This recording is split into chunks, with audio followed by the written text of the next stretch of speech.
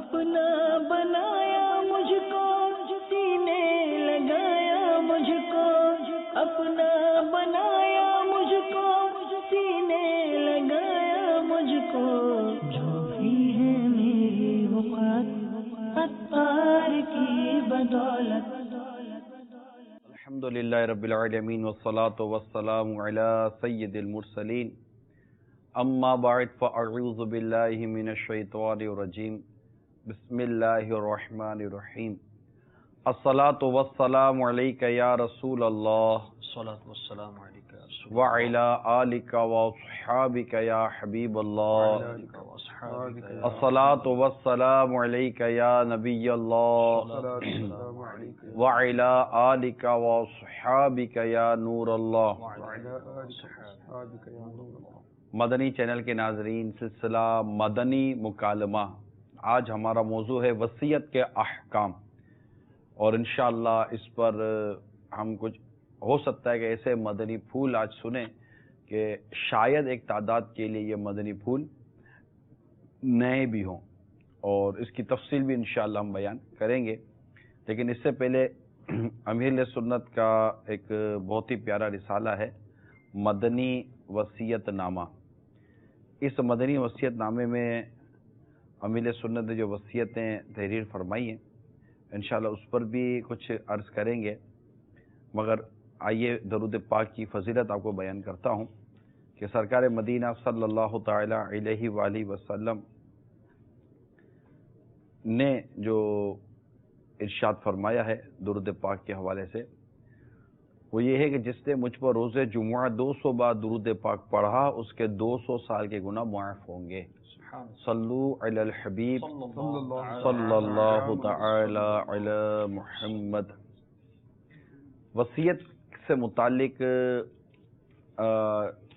ایک حدیث پاک آپ کو سناؤں گا، مگر یہ کہ آپ اچھی اچھی نیتیں بھی کر لیجئے کہ مسلمان کی نیت اس کے عمل سے بہتر ہے، اور اچھی نیت یہ انسان کو جنت میں داخل بھی کروا دیتی ہے۔ اول تاخیر اللہ کی رضا کے لیے سلسلہ دیکھنے کی نیت کر لیجئے، اور حسب موقع عز و جل صلی اللہ تعالی علیہ وآلہ وسلم رضی اللہ تعالی عنہ رحمۃ اللہ تعالی علیہ کہنے کی بھی نیت کر لیجئے۔ میں بھی نیت کرتا ہوں الی کلمۃ الحق، یعنی اللہ تعالیٰ کا کلمہ بلند کروں گا، نیکی کی دعوت دوں گا، برائی سے منع کروں گا۔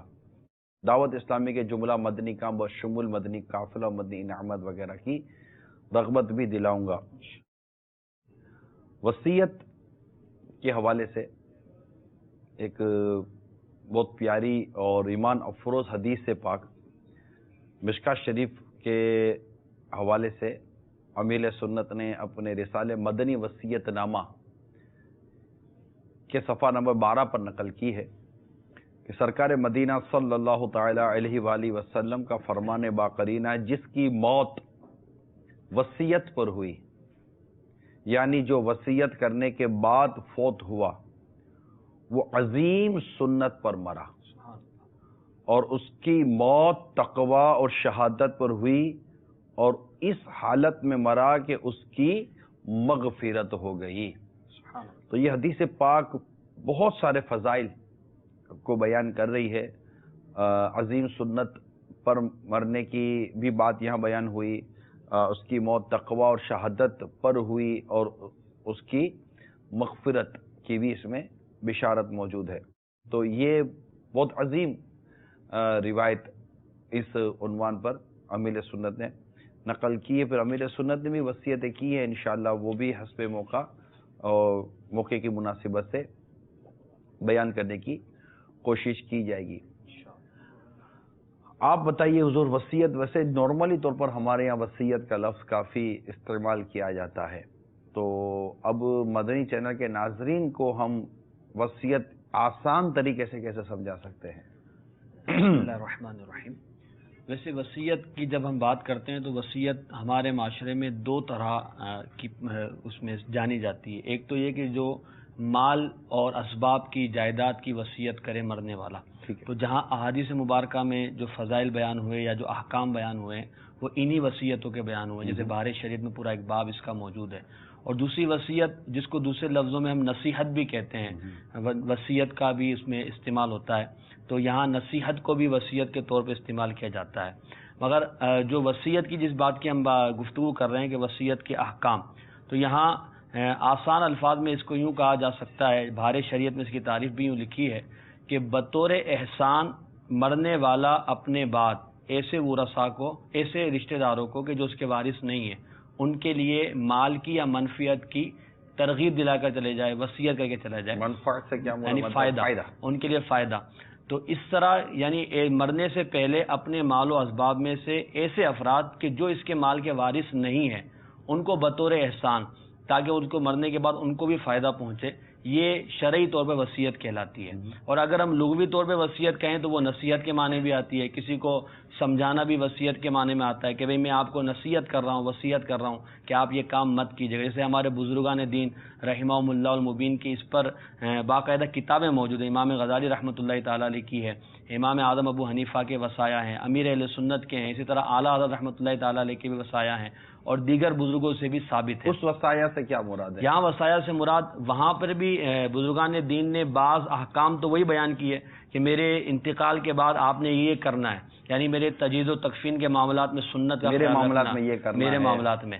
اور دوسرا وہاں اپنے مریدین، متوسلین اور متعلقین جو آپ سے محبت کرنے والے تھے ان کو آپ نے نصیحتیں کی، ان بزرگوں نے، کہ میرے بعد آپ نے مثلا شریعت کی پاسداری کرنی ہے، نمازوں کی پاسداری کرنی ہے، مسلک کے حق اہل سنت و جماعت پر قائم رہنا ہے، نبی پاک صلی اللہ علیہ وسلم کی سنتوں کو اپنانا ہے۔ اس طرح کی وصیتیں اپنے متوسلین اور محبین کو جو تعلق رکھنے والے لوگ ہوتے ہیں۔ جی یوسف بھائی آپ کیا کہتے ہیں وصیت کے بارے بسم میں؟ اللہ الرحمن الرحیم۔ بھائی صاحب جیسے کہ تمہیداً محسن بھائی نے بھی کہا کہ وصیت دو طرح سے ہمارے شریعت کے اندر مستعمل ہے۔ بزرگان دین سے کثرت کے ساتھ، چونکہ آپ نے احادیث کریمہ جو پیش کی نا، جی، تو کثرت کے ساتھ وصیتیں ہمیں کتابوں کے اندر ملتی ہیں جس میں انہوں نے اپنے متعلق بھی، لیکن بالخصوص اپنے متعلقین اور مریدین اور جو ان کے ساتھ عقیدت رکھنے والے یا جو ان کو مطلب فالو کرنے والے لوگ تھے ان کے لیے وصیتیں فرمائی۔ سب سے پہلے سید عالم صلی اللہ تعالیٰ علیہ وآلہ وسلم کی ایک وصیت میرے پاس موجود ہے حدیث پاک کے اندر، وہ میں عرض کرتا ہوں۔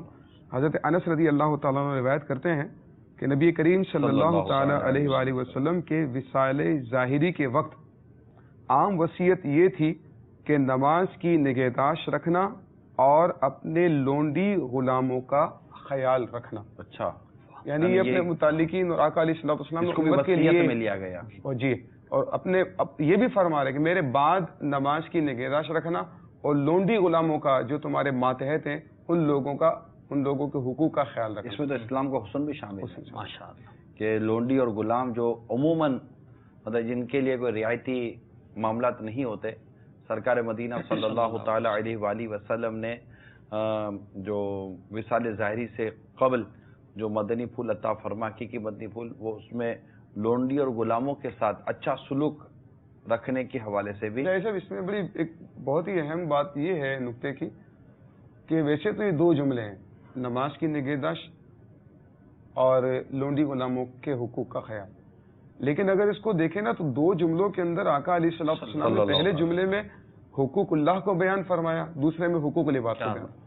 اتنے جامع انداز کے اندر اس بات کو بیان کیا گیا ہے کہ حقوق اللہ بھی آ رہے ہیں اور حقوق العباد بھی آ رہے ہیں، دونوں کی آقا علیہ الصلوۃ والسلام وصیت فرما رہے ہیں۔ ماشاء اللہ۔ تو یہ ہمارے بزرگوں کا طریقہ کار بھی رہا ہے کہ وہ اپنے اولاد کو یا دیگر، جیسے ہمارے اسلام بھائی نے کہا کہ متوسلین کو وصیت کرتے ہیں، پھر اپنے ذات کے معاملے میں بھی جی وصیت کا سلسلہ یہ رہا ہے۔ اور وصیت کی وسعت اس انداز کو سمجھیے کہ حضرت عبداللہ بن عمر رضی اللہ تعالی عنہما بیان کرتے ہیں کہ رسول کریم صلی اللہ تعالی علیہ وآلہ وسلم نے ارشاد فرمایا، جس شخص کے پاس کوئی وصیت کے لائق چیز ہو اور وہ اس میں وصیت کرنا چاہتا ہو، اس کے لیے وصیت لکھے بغیر 2 راتیں گزارنا بھی جائز نہیں ہے۔ یعنی اس کے شرعی حکم جو صراط الجنان میں لکھا ہے نا، وہ پہلے میں آپ کو تھوڑا بیان کر دوں تاکہ وصیت کے حوالے سے ایک تصور واضح ہو جائے۔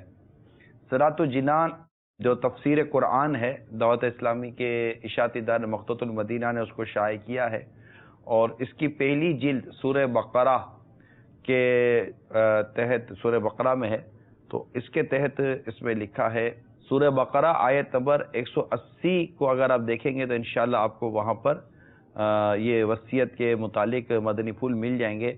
تو اس کے پیج نمبر 288، اللہ کرے کہ آپ کے پاس صراط الجنان آپ کے گھر میں 8 جلدیں اس کی آ چکی ہیں، اب صرف 2 جلدیں رہ گئی ہیں، انشاءاللہ پھر قرآن پاک کے 30 پارے اس تفسیر میں ہمیں مل جائیں گے پرنٹ ہو کر مکتبۃ المدینہ سے.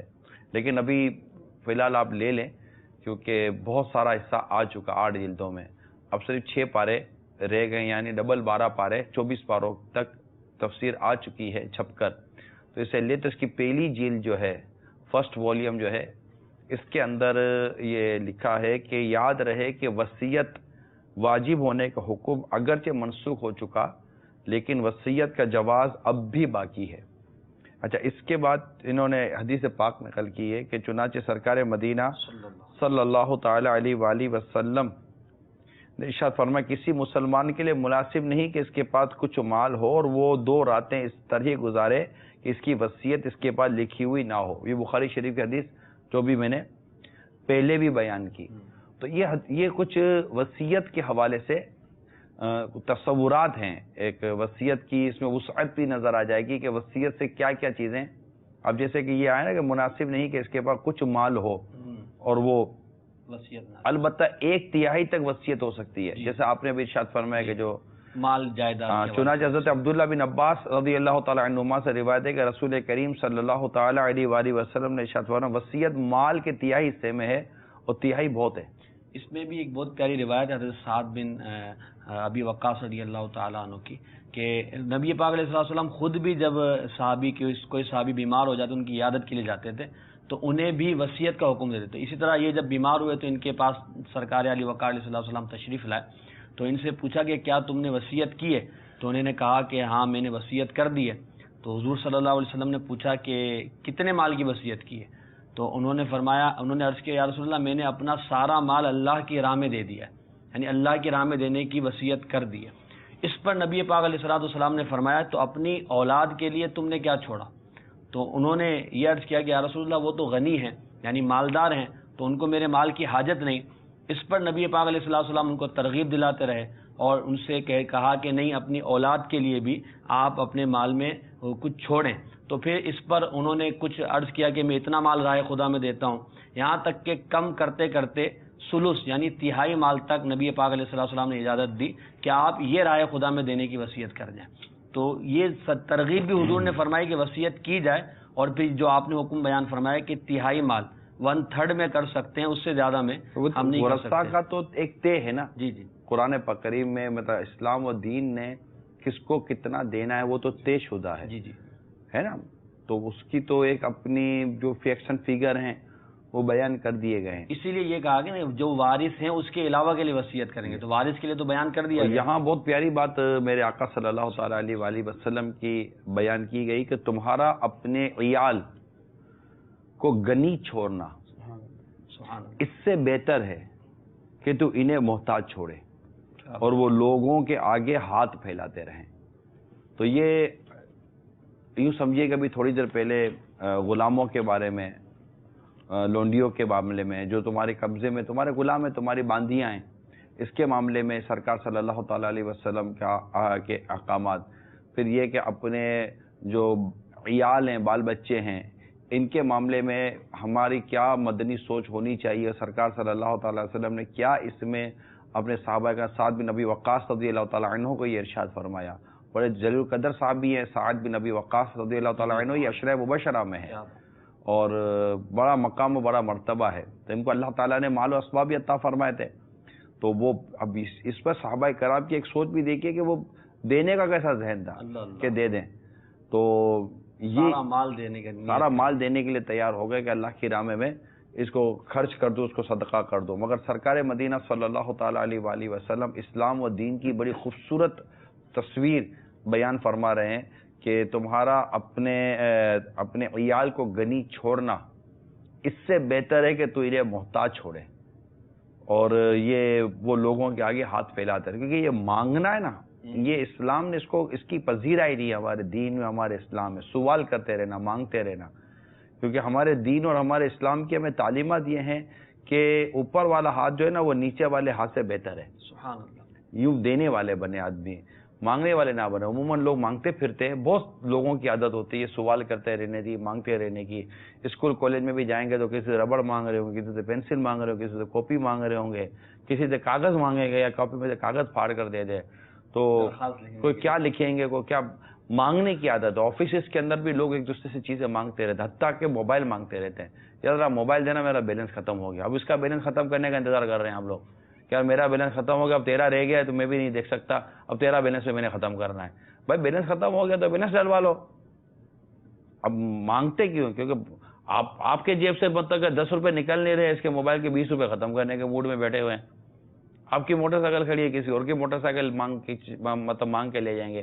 یعنی بعضوں کے مزاج میں مانگنا اور اپنی چیزوں, اپنے پیسے بچانا اور لوگوں کے پیسے خرچ کرنا, تو یہ مانگنے کی جو عادت ہے نا, اگر آپ کی میں سے کسی کی بھی ہم میں سے ہو تو اس کو نکال دیں. سوال کو ویسے بھی پسند نہیں کیا گیا, اور سوال کی بعض صورتوں کو تو شرعاً ناجائز قرار دیا گیا ہے, تو یہ نہ کریں.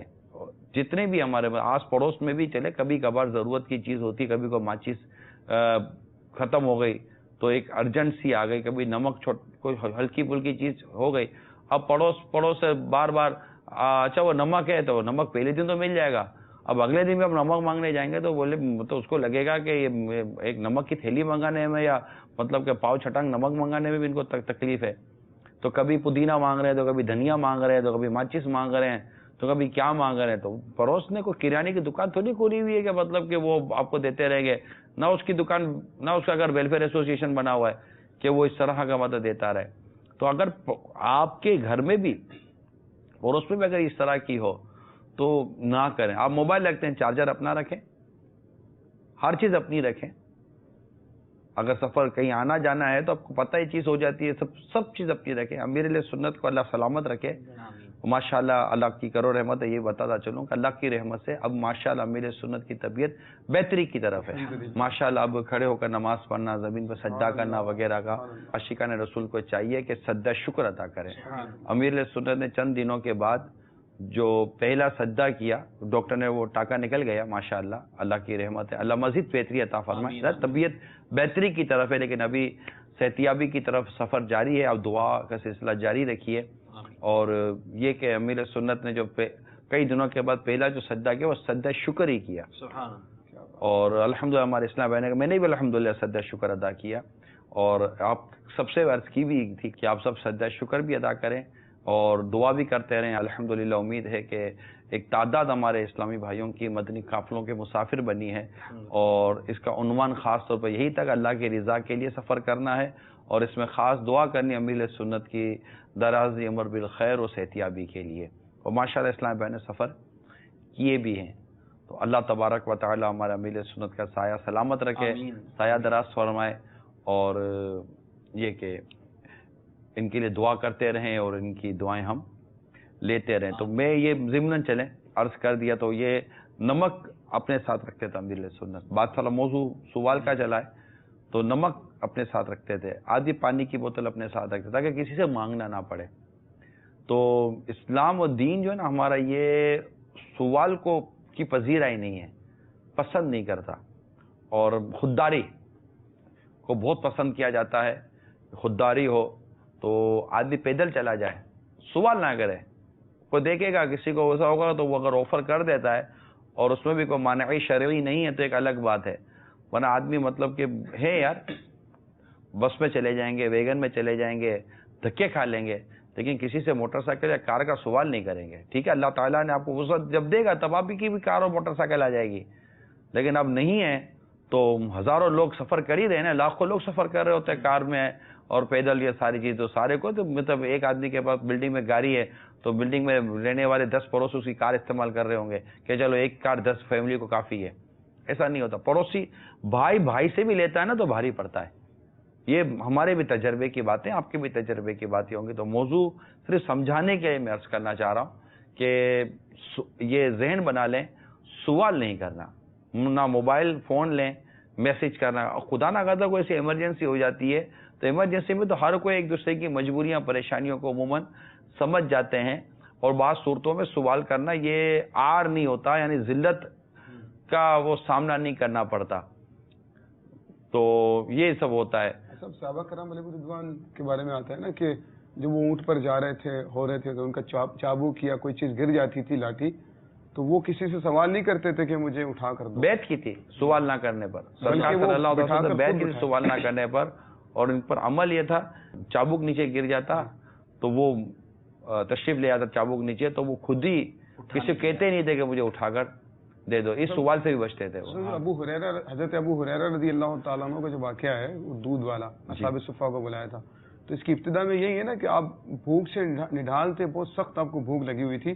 سیدنا صدیق اکبر رضی اللہ تعالیٰ عنہ گزرتے ہیں تو آپ نے سوال نہیں کیا بلکہ آپ جو ہے ایک آیت کی تفسیر وغیرہ پوچھتے ہیں, کوئی مسئلہ پوچھتے ہیں, سوال نہیں کرتے کہ مجھے جو ہے چاہیے, مجھے بھوک لگی مجھے کھانا کھلاؤ یا کوئی مجھے ایسی چیز دو کہ میری حاجت پوری ہو.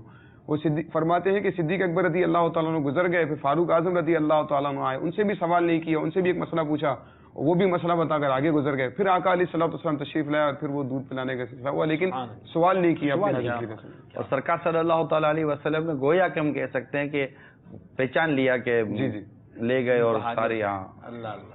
تو یہ ہے کچھ مطلب سوال پر موضوع چلا تھا تو میں نے چلے کچھ عرض کر دی.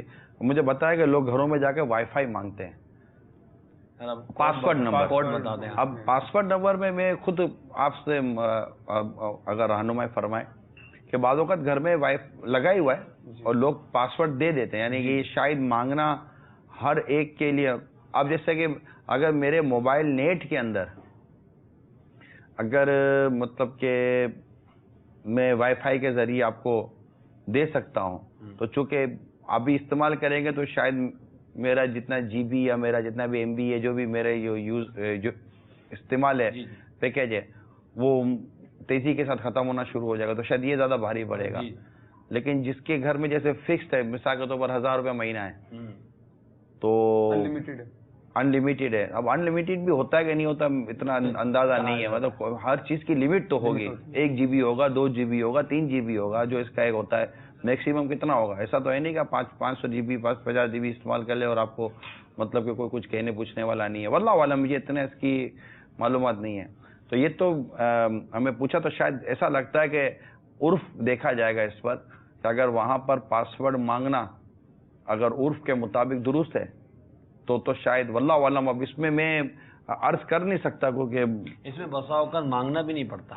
جی وہ بسا اوقات مانگنا بھی نہیں پڑتا, وہ بعض ہوتے ہیں وہ اپنی ٹیکنیک سے بھی وہ کر لیتے ہیں, پتہ چل جاتا ہے کچھ نہ کچھ. نہیں مطلب گھر کے اندر میرے کو گھر میں آئے گا تو مطلب اس کو پاسورڈ مانگنا تو پڑے گا نا. نہیں بسا اوقات نہیں مانگنا پڑتا, ایسی صورتحال بھی وہ اوپن رکھتے ہیں. جی وہ اوپن رکھتے ہیں, وہ ایک الگ ہوتا ہے. خیر یہ تو سوال کی طرف ہم چلے گئے, لیکن مجھے اس کا اتنا اندازہ نہیں ہے. اگر کالیں آ جائے تو بتا دیجیے گا, ہم انشاءاللہ کال لے لینا شروع کر دیں گے. جی کال لے لیں, پھر آہستہ آہستہ پھر انشاءاللہ چلتے ہیں. جی کال چلائیے. ہمارا بورے والا ہتار والا نام میرا خالد محمود ہے. میں یہ پوچھنا چاہتا ہوں کہ اگر کوئی اس طرح کی وصیت کرتا ہے, فار ایگزامپل کوئی آدمی یہ وصیت کر لیتا ہے کہ میرے مال میں سے میری اس بیٹی کو اتنا حصہ دیا جائے, اس بیٹی کو اتنا حصہ دیا جائے, بیٹے کو اتنا حصہ دیا جائے, اور وہ شرعاً اس طرح نہ ہو, یعنی شرعاً میں شریعت میں ایسا ہی ہے کہ لڑکی کو زیادہ حصہ دیا جاتا ہے, لڑکی کو کم. اگر کوئی شخص اس طرح کر لیتا ہے کہ لڑکے کو کم حصے کی وصیت کرتا ہے, لڑکی کو زیادہ, تو اس وصیت پہ عمل کیا جائے گا یا نہیں؟ دیکھیں اس میں ابھی ہمارے ساتھ دارالافتاء اہل سنت کے اسلامی بھائی تو ہیں نہیں. وصیت کس وارث کو کتنا حصہ ملنا ہے اس کی شریعت نے بیان کر دیا ہے کہ کس کو کتنا ملنا ہے. دوسری بات, تیسری بات یہ ہے کہ جیسے کہ ہم نے ایسا کیوں ہوتا ہے سلسلہ جو پیر کو کیا تھا, اس میں ہمارا موضوع موت کے بعد کا ہی تھا. اب اس میں وصیت جب کسی مرحوم کی ملے گی, اول تو یہ کہ کسی بھی شخص کو جو اس وقت زندہ ہیں, جو ہمیں سن رہے ہیں جو زندہ ہیں, آپ جب بھی کوئی وصیت کریں, وصیت تو کر کے ہی رکھنی چاہیے. آپ اگر وصیت کر رہے ہیں تو برائے کرم وصیت کو ایک بار اس کی شرعی تفتیش کروا لیں کہ میں نے یہ وصیت کی ہے اپنی جان کے حوالے سے, اپنی مال کے حوالے سے, اپنے انتقال کے بعد کہ میرے ساتھ یوں ہوگا یوں ہوگا یوں ہوگا, اپنی اولاد کے بارے میں کوئی نصیحت کے عنوان پر آپ نے جو بھی وصیت کی. کوئی نصیحت بھی کرنے کے لیے بھی علم چاہیے. اگر نصیحت بھری بھی وصیت ہے تو اس کے لیے بھی علم چاہیے کہ آپ نے جو لکھا جو کہہ دیا ہے اگر وہی شرعاً غلط ہوگا تو کیا ہوگا. یا خدا نخواستہ کو ایسی وصیت کر کے چلے گئے کہ جس کا کرنا ہی ناجائز ہے, تو ایسا نہ ہو کہ وصیت کرنے والے کی بھی مرنے کے بعد گرفت ہو جائے کہ ایسی وصیت کی کیوں، اور اس وصیت پر عمل کرنے والے کی بھی شرعاً گرفت ہو جائے کہ تم نے اسی وصیت پر عمل کیا کیوں کہ جس کا اللہ اور اس کے رسول نے منع کیا تھا۔ تو وصیت چونکہ ایک بڑا ہی ایک شرعی مسئلہ ہے، اس پر حدیث موجود ہے، قرآن کریم کی آیات موجود ہے، پھر اس کی تفسیر موجود ہے، حدیث کی شروحات موجود ہیں، پھر باہر شریعت میں اس کے جزیات موجود ہیں، تو فتوا اس پر لیے جاتے ہیں مفتیان کرام سے۔ تو یہ موضوع جو ہم لے کر آئیں، اس میں ظاہر ہے کہ ہم وصیت کے احکام کی تفصیل بیان کرنے کے لیے تو نہیں آئے۔ اس میں سمپل سی بات یہ ہے جو ناظرین کو عرض کرنا ہم چاہ رہے ہیں کہ اب یہ سمجھ لیجیے کہ آپ نے وصیت کرنی ہے، بس اگر کوئی قابل ایسی چیز ہے وصیت کرنی چاہیے اور وصیت کرنی ہی چاہیے۔ امیل سنت کے 40 وصایا ہیں، اس میں مطلب کہ آپ نے انتقال، پھر اور کفن کے حوالے سے، اس کے حوالے سے، اس کے حوالے سے بہت ساری وصیتیں کی، اور مسجد نبوی شریف مدینہ شریف کی وہ آخری رات تھی امیل سنت کی، اس وقت جب لکھی تھی، اس کے بعد سفر تھا، تو 40 وصیتیں آپ نے تحریر فرمائی تھیں، وقتاً وقتاً اس میں کچھ کمی بیشی آئی ہے۔ ایک وصیت میں نے امیل سنت کی پڑھی تھی، میں انشاءاللہ اس کو وقت پر بیان کروں گا، بہت خوبصورت وصیت ہے وہ، بلکہ ایک ایسی وصیت ہے وہ کہ جو اس وقت معاشرے کے لیے اس وصیت کا بیان کرنا شاید میں سمجھتا ہوں ہماری سوسائٹی اور معاشرے کے لیے بہت ضروری ہے، اور میں امید کرتا ہوں کہ ہمارے اسلامی بھائی جب یہ وصیت سنیں گے تو انہیں بہت اچھا اور پیارا لگے گا، اور ہو سکتا ہے کہ کئیوں کے لیے اس میں رہنمائی کے مدنی پھول بھی ہوں۔ یعنی مطلب اگر کوئی وصیت کرنا چاہے تو اس سے رہنمائی اچھی مل سکتی ہے۔ امیر علیہ سنت کو جو وصایا ہے اس کی روشنی میں اپنی وصیت کو مرتب کر سکتا ہے۔ جی، اصل میں ہوتا یہ ہے نا کہ یار میرے پاس نہ کوئی مال ہے، نہ دولت ہے، نہ اسباب ہے، نہ گاڑی ہے، نہ بنگلہ ہے، تو ایسا آدمی کیا وصیت کرے گا؟ یہ کچھ ہے ہی نہیں۔ تو وصیت کرنا صرف مال و اسباب میں تو نہیں ہے۔ اگر امیل سنت کی وصیت پڑھتے ہیں تو اس میں تو بہت ساری چیزیں حقوق اللہ کے متعلق ہیں، حقوق العباد سے متعلق ہیں۔ پھر اگر کسی کے اوپر روزے قضا ہیں، قضا روزے ہیں، نمازیں اس کے اوپر قضا ہیں، تو اس طرح کی، یا کسی کا قرض لیا ہوا ہے، یہ کیا ہوا، وہ کیا ہوا، بہت ساری چیزیں ہوتی ہیں۔ اس معاملے میں بھی اگر وہ وصیت تحریر کر کے رکھے گا تو پھر ورثاء کو وہ وصیت، جو بھی اس کو ورثاء کو وصیت ملے گی۔ یعنی دو باتیں میں یہاں عرض کرتا چلوں، پھر دوسری کالس لے لیتے ہیں۔ دو باتیں عرض کر دیتا ہوں جو آپ کے اور ہم سب کے لیے امید ہے کہ اس میں فوائد ہوگا۔ نمبر 1، وصیت لکھنے کا تو میں کہہ چکا، ٹھیک ہے نا، ہر کوئی وصیت لکھے، اس کی فضیلت بھی بیان کر دی، اس پر حدیث بھی بیان کر دی۔ اب وصیت لکھنے کے بعد اس کی ایک بار شرعی تفتیش کروا لیں کہ میری جو وصیت ہے یہ شرعاً درست ہے، یا اس میں کمی بیشی کر سکتا ہوں یا نہیں کر سکتا۔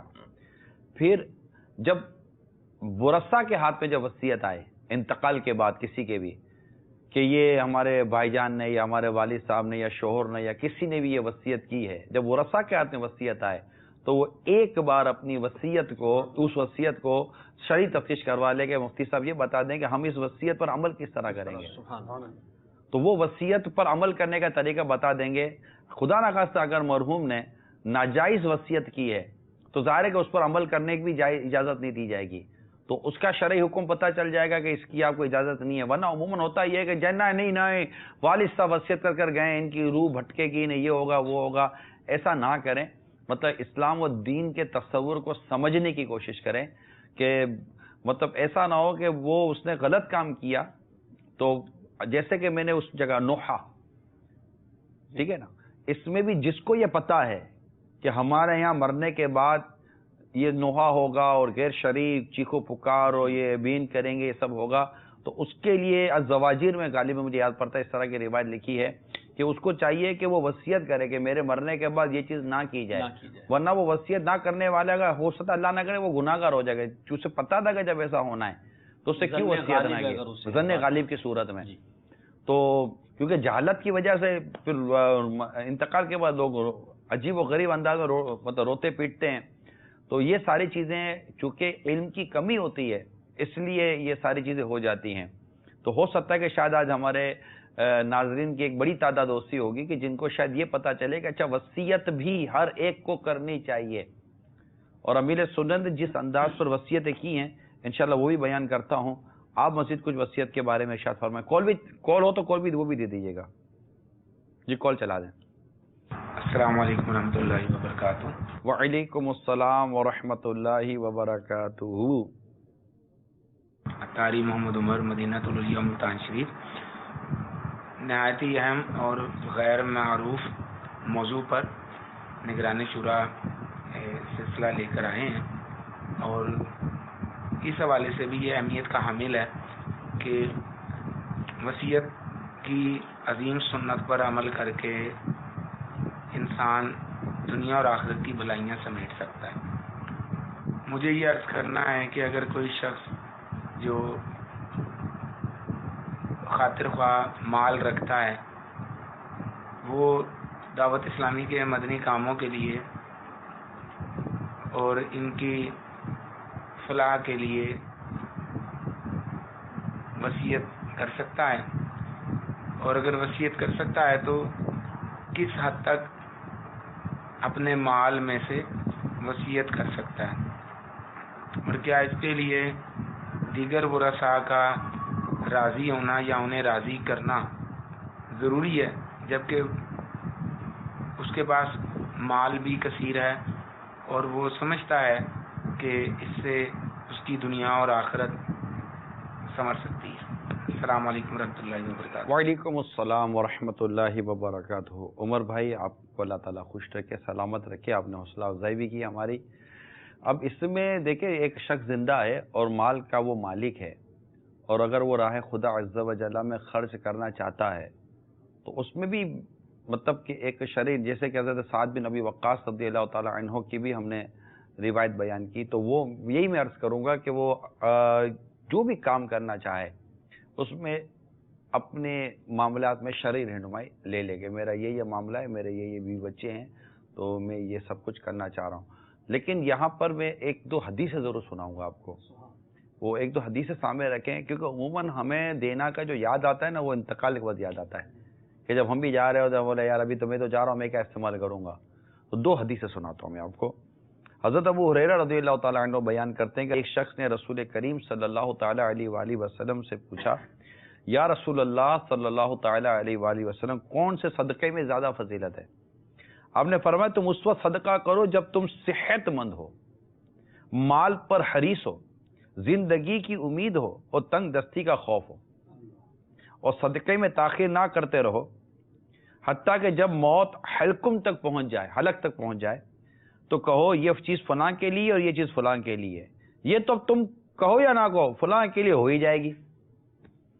تو کس موقع پر صدقہ کرنا چاہیے، کس موقع پر خرچ کرنا چاہیے، ایک تو یہ روایت سامنے رکھی ہے۔ پھر حضرت ابو سعید خدری رضی اللہ تعالیٰ عنہ بیان کرتے ہیں کہ رسول کریم صلی اللہ تعالیٰ علیہ وآلہ وسلم نے ارشاد فرمایا، ایک شخص اپنی زندگی میں 1 درہم صدقہ کرے تو موت کے وقت 100 درہم صدقہ کرنے سے بہتر ہے۔ تو لیکن بات میں وہی عرض کروں گا کہ اگر کوئی اس طرح بہت سارا کو دینا چاہتا ہے رائے خدا عز و جل میں، تو سعد بن ابی وقاص رضی اللہ تعالیٰ عنہ کی روایت سے ہم سب کو یہ درس ملتا ہے کہ انہوں نے بھی سرکار صلی اللہ تعالیٰ علیہ وسلم سے پوچھا کہ آقا میں یہ کر دوں؟ تو سرکار صلی اللہ تعالیٰ علیہ وسلم جو کہ مالک شریعت ہیں، انہوں نے اسی طرح ان کی رہنمائی فرمائی اور 1/3 مال تک آپ نے اجازت عطا فرمائی۔ لیکن دوسری طرف صدیق اکبر رضی اللہ تعالیٰ عنہ سارا مال لے کر آ گئے تھے اور سارا مال قدموں میں ڈھیر کر دیا، اور سرکار صلی اللہ تعالیٰ علیہ وسلم نے ارشاد فرمایا ابو بکر اپنے گھر والوں کے لیے کیا چھوڑا ہے؟ تو عرض کی کہ اللہ اور اس کا رسول چھوڑ آیا ہوں۔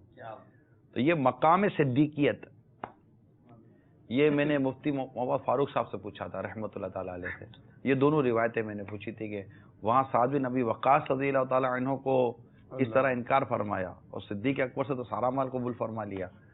تو مفتی دعوت اسلامی مفتی محمد فاروق عطاری رحمۃ اللہ تعالیٰ علیہ نے فرمایا تھا کہ سرکار صلی اللہ تعالیٰ علیہ وسلم دونوں کی قلبی کیفیت کو بھی جانتے تھے۔ کیا بات ہے، دونوں کی آقا ہے اور مالک شریعت ہیں، جس کو جو چاہیں اجازت دے دیں، جسے جو چاہیں آپ عطا فرما دیں۔ تو یہ چیزیں ہیں، لیکن شریعت کے یہ خوبصورت احکام ہمارے سامنے ہونے چاہیے تاکہ ہم اس کے مطابق زندگی گزاریں۔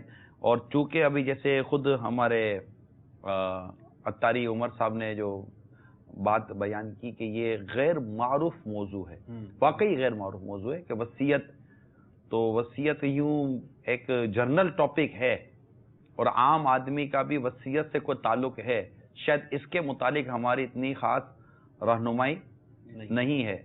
تو اب چونکہ یہ ایک چھپا ہوا موضوع تھا اور ایک خاص ایک طبقے کے لیے تھا کہ بھائی فلاں وصیت کر سکتا فلاں وصیت کر سکتا ہے، لیکن ہم یہ موضوع لے کر آئے، اس کی ایک وجہ یہ ہے کہ تاکہ عام ہو جائے. اب چونکہ موضوع عام نہیں ہے، اس کے شرعی احکام موجود ہیں، جائز اور ناجائز کے احکام موجود ہیں، حرام و حلال کے احکام موجود ہیں. جب یہ سارے احکام موجود ہیں تو پھر بغیر علم کے وصیت لکھنا اور بغیر علم کے وصیت پر عمل کرنا، یہ کیسے درست آپ اس کو قرار دیں گے؟ لہذا فاسألوا اہل ذکر ان کنتم لا تعلمون، تو پوچھو علم والوں سے اگر تم نہیں جانتے. تو میری تمام مدنی چینل کے جتنے بھی عاشقان رسول ہیں، سوشل میڈیا کے جتنے عاشقان رسول ہوتے ہیں، ان سب سے مدنی التجا ہے کہ مہربانی کریں، ضرور وصیت لکھیں، اور وصیت لکھنے کے بعد اس کی ایک بار شرعی تفتیش کروا لے. ہو سکتا ہے تو کسی عاشقان رسول کے جو دارالفتہ اہل سنت ہیں ان سے جا کے اسٹے بھی لگوا لے گئی یہ میری وصیت درست ہے، تو پھر اس پر انشاءاللہ آپ کے ورثاء دیکھ لیں گے، ان کو پتہ ہوگا جناب یہ وصیت فلاں دارالفتہ سے تصدیق ہوئی ہے، اگر ہو سکتی ہو تو اس کو جا کر دوبارہ مرحوم کے انتقال کے بعد پوچھ لیجئے کہ حضور یہ تھا اور اب یہ بعضوں کا تو ہو سکتا ہے کہ وصیت کرتے ہوئے وہ پوزیشن ہو اور انتقال کے بعد پوزیشن تبدیل ہو چکی ہو. جی یہ بھی ممکنات میں سے ہے. اب دیکھیں بات چلی وصیت کی. میں جو ایک وصیت امیل سنت کی جو میں عرض کر رہا تھا، وہ وصیت دیکھیے کتنی پیاری ہے، اور کہتے ہیں نا وہ مقام و مرتبے اور پوزیشن کے حساب سے ایک وصیت کی گئی. ایسی وصیت یہی جذبات وہ امیل سنت کے جو آپریشن کی جو ہم نے جھلکیاں دکھائی تھی، اس طرح کے جذبات اس میں بھی تھے. وہ لا شعور میں ایک چیز موجود تھی. 40ویں وصیت پڑھ کے سنا رہا ہوں،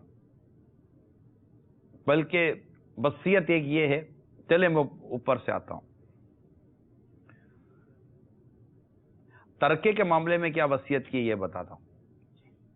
وصیت نمبر 37، میرے ترکہ وغیرہ کے معاملے میں حکم شریعت پر عمل کیا جائے. سبحان اللہ، کیسی جامع وصیت ہے نا، کیا بات، جامع وصیت ہو گئی نا کہ جو حکم شریعت اس پر عمل کر لیا جائے. 38 مجھے کوئی گالی دے، برا بلا کہے، زخمی کر دے، کسی طرح بھی دل آزاری کا سبب بنے، میں اسے اللہ کے لیے پیشگی معاف کر چکا ہوں. یہ وصیت ہو گئی. نمبر 39 مجھے ستانے والوں سے کوئی انتقام نہ لے. یہ وصیت ہو گئی. وصیت نمبر 40 بالفرض کوئی مجھے شہید کر دے تو میری طرف سے اسے میرے حقوق معاف ہیں. ورثاء سے بھی درخواست ہے کہ اسے اپنا حق معاف کر دیں. اگر سرکار مدینہ صلی اللہ تعالی علیہ وآلہ وسلم کی شفاعت کے صدقے معاشر میں خصوصی کرم ہو گیا تو انشاءاللہ عز و جل اپنے قاتل یعنی مجھے شہادت کا جام پلانے والے کو بھی جنت میں لیتا جاؤں گا، بشرطیہ کہ اس کا خاتمہ ایمان پر ہوا ہو. اب جو نیچے ایک موضوع لکھا میرے سنت نے، یہ سوچئے یہ کیا ہے، اور ایک لیڈرشپ سکلز بھی اس کو کہوں گا، اور امت کی خیر خواہی بھی کہوں گا، اور اس کو جو نام دو وہ کم ہے.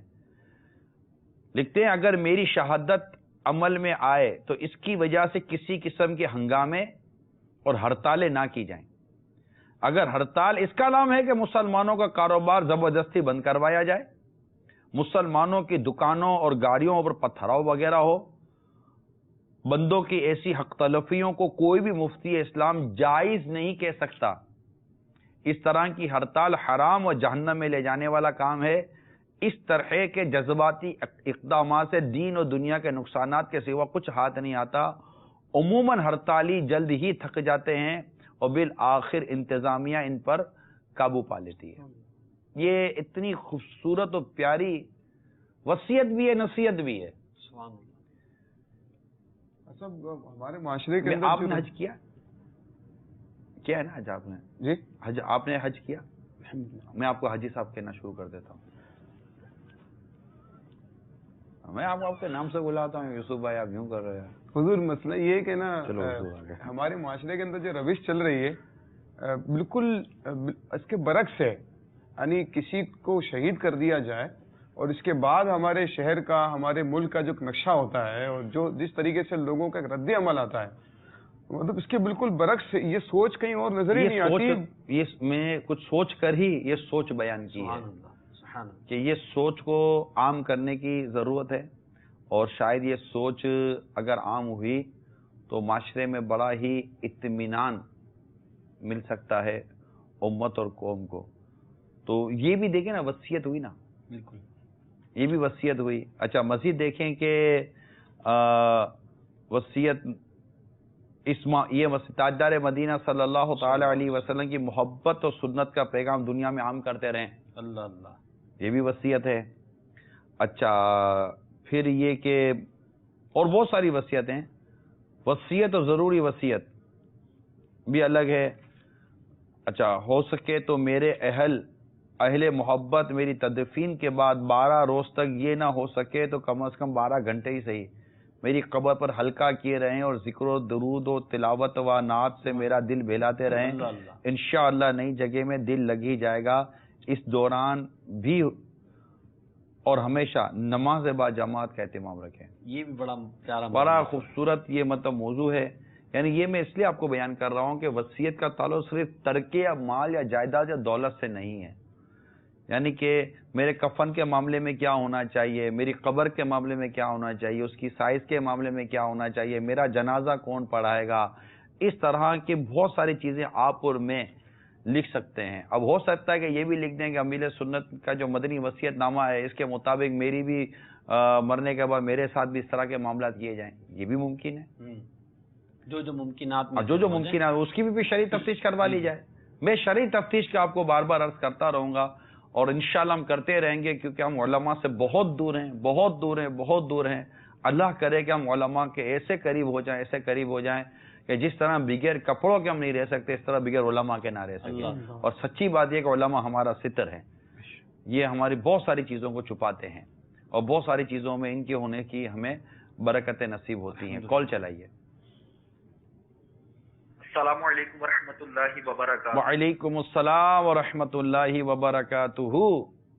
محمد عدیل اتاری باب المدینہ کراچی لیاقتباد سے عرض کر رہا ہوں. نگران شورا کی بارگاہ میں عرض یہ ہے کہ وصیت ہم لکھ کر شرعی رہنمائی لے کر یہ دیں کس کو؟ اپنے کسی دوست کو دیں کیونکہ اس میں کئی راز بھی ہوتے ہیں کہ میرے پیسے آفس میں اتنے جمع ہیں یا میں نے اتنے بینک اکاؤنٹ میں جمع کیے ہوئے ہیں. کیونکہ بعض اوقات بہت سی ایسی چیزیں ہوتی ہیں جو کہ سیف سائڈ رکھنی پڑتی ہیں, گھر والوں کو بھی نہیں بتایا جاتا. تو اس حوالے سے کچھ رہنمائی ارشاد فرما دیجیے. اللہ تعالیٰ آپ کو جزائے خیر عطا فرمائے. السلام علیکم ورحمۃ اللہ وبرکاتہ. وعلیکم السلام ورحمۃ اللہ وبرکاتہ. بینک میں جب ہم کرنٹ اکاؤنٹ کھلواتے ہیں نا, کیونکہ کرنٹ اکاؤنٹ کھلوانے کی علماء نے اجازت دی ہوئی ہے, تو ایک فارم ہوتا ہے جس میں لکھا ہوتا ہے کہ اگر مطلب کچھ ہو جائے تو ہم آپ کے اس معاملے میں کس سے کنٹیکٹ کریں. تو اب ہر شخص اپنا کوئی کسی بھی تھرڈ پرسن کا نمبر یا نام وغیرہ اس میں لکھتے ہیں تاکہ انتقال کے بعد اس سے اس کی چیزوں میں رابطہ کیا جائے. تو لوگ کہیں نہ کہیں کوئی ایسا فرد رکھتے ضرور ہیں جس سے اپنے ان تمام چیزوں کو یہ شیئر کر سکیں اور اسے بتا سکیں. تو اسی طرح کوئی قابل اعتماد ہی شخص ہوگا.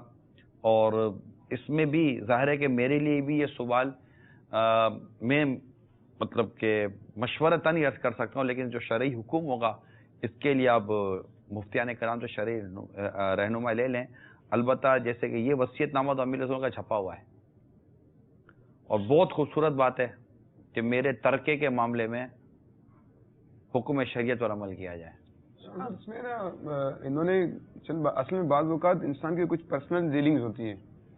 اب اس سب کو پتہ نہیں ہوتا کہ اس کے اکاؤنٹ میں کتنے پیسے ہیں, کہاں کہاں پر اکاؤنٹ بچوں کی امی کو بتایا لینا دینا ہے نہیں, تو اسی لیے پوچھ رہے نا کہ اب کس کو, بچے کو بتائے گا تو لے لیں گے, اب بچوں کی امی کو بتائے گا تو خرچ ہو جائیں گے. کرے تو کیا کرے. بات تو یہ ہے تو کسی پر تو اعتماد کرنا پڑے گا نا بھائی جان, کسی پر تو اعتماد کرنا پڑے گا. تو جو قابل اعتماد ہو, امین ہو, پرہیزگار ہو, دیانت دار ہو, خوف خدا والا ہو, تو اس پر اعتماد تو کرنا ہی پڑے گا. میں ایسا نہ ہو کہ پھر مطلب لکھ کر ان کو دے دیں, اس کے بعد رکھوا دیں, کیا کریں.